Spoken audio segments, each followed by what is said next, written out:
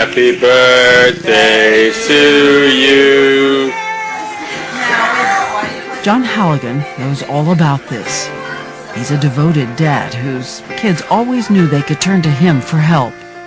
Oh my God, this is so cool! Oh, thank you so much, Morgan. As a little boy, he was a hugger. Right. You know, if there's one word that people use the most to describe Ryan was just gentle. But his son Ryan also had learning and motor disabilities, ones that made him a little more awkward. When some of the boys started bullying Ryan, his dad got him into counseling, taught him self-defense. This girl, Ashley, knows how bad it was because she stuck up for Ryan back then.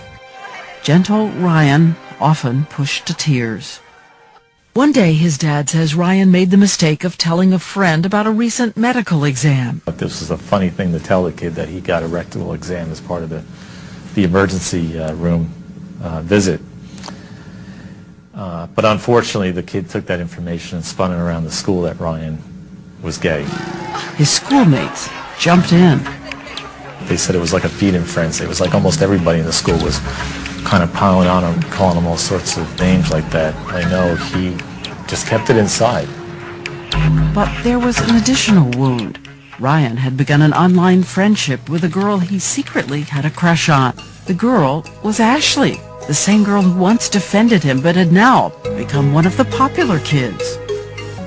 Along with other girls, she pretended to like him, to flirt with him online.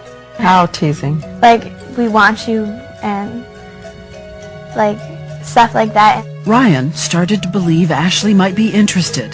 Then Ashley and her friends quickly turned it all around. When he sort of got interested, we're like, oh, well, we would never go for someone like you. I can't believe you would think that. Like, really, really cruel. Like you're a loser? Yeah, like you're a loser. Ryan had no fists to defend against that.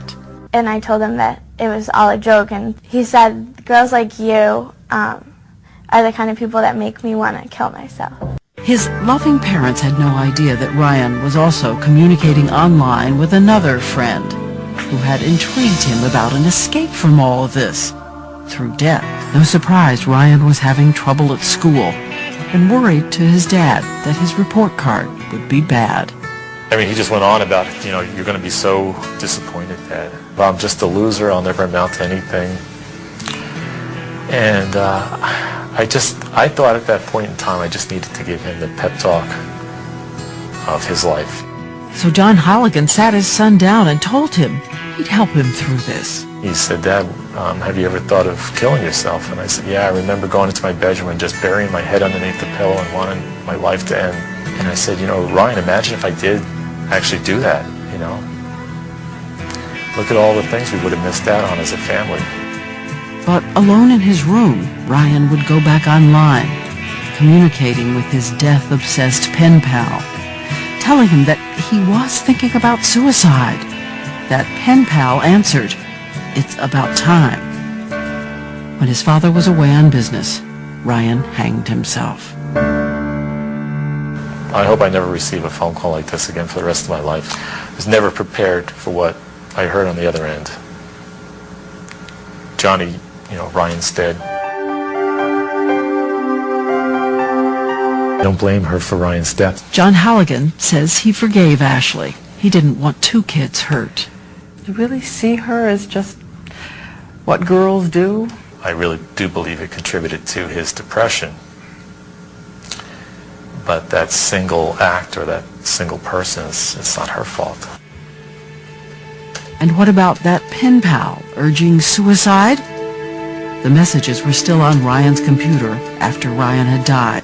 When you look back now and see the actual words, how do you keep yourself from just being a fist of anger? All I want is to be with Ryan again someday. And I know if I go down that path of holding that fist of anger and doing something I probably would regret for the rest of my life,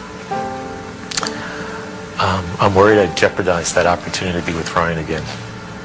And someday what will you say to Ryan? I love you.